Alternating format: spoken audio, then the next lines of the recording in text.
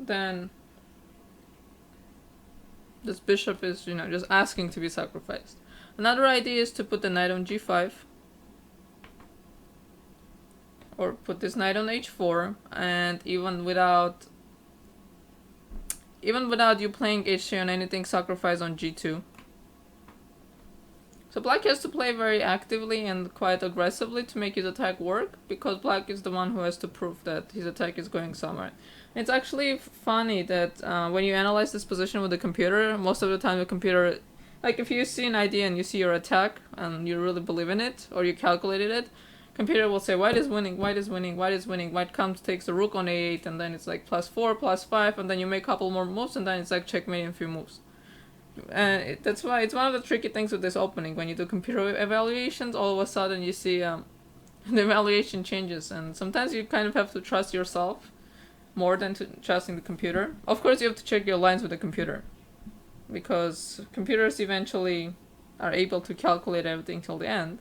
But if you see your attack is going somewhere, or you have an idea, don't get discouraged right away when the computer says you're losing.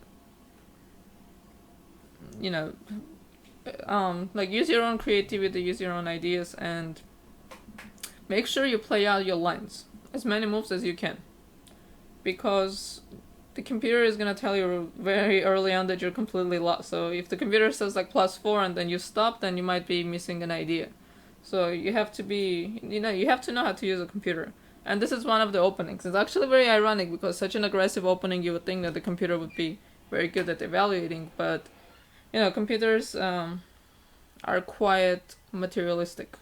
So a computer can capture something and hang on to the position, but humans can't. So you have to have some faith in your ideas. All right, but enough talking about this position. Let's go to the game. Where is the game? Okay, so in the game, in this position,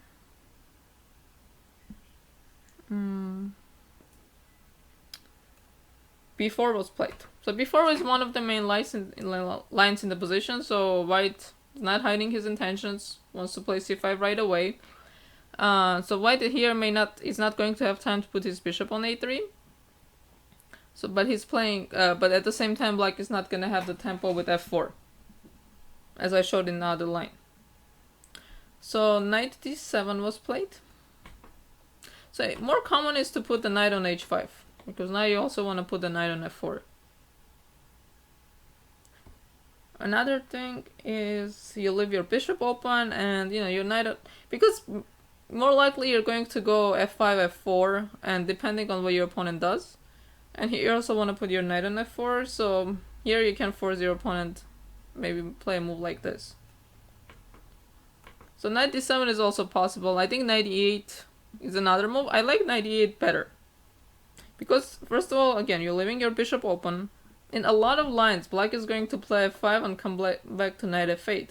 But knight e8 is a little more flexible, because I'm protecting both of these squares, so white cannot penetrate my position right away. So it keeps a little bit of flexibility. Okay, so knight d7, knight e1. So this is the first move I don't like, because this is kind of like mixing two ideas together. In the other position where I showed knight e1, let me go back. Where am I going? In this position, knight d3 also supports c5. Knight on e1 is flexible, but now we're already committed to this b4 move, so c5 is coming. c5 is unstoppable.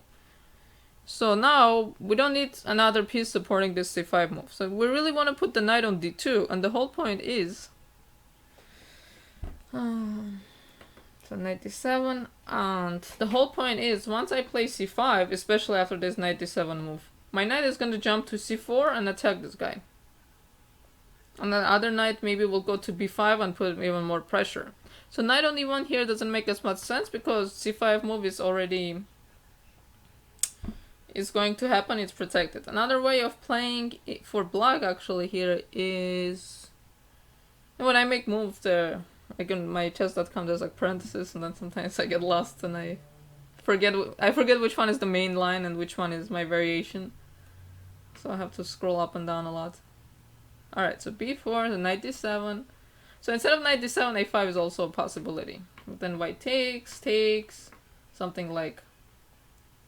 So black also has this way of playing. So if you don't react, I'm gonna put a rook on a6 and protect this pawn. But you can also take, and then my idea is to do this. Let's say you play b6 and now you're happy because you think you fix this square, but then I'll play bishop here. And my idea is to play here, a5. And again, both players need to play very dynamically, very actively. Otherwise, even if... And this is actually maybe even more dangerous with white because your opponent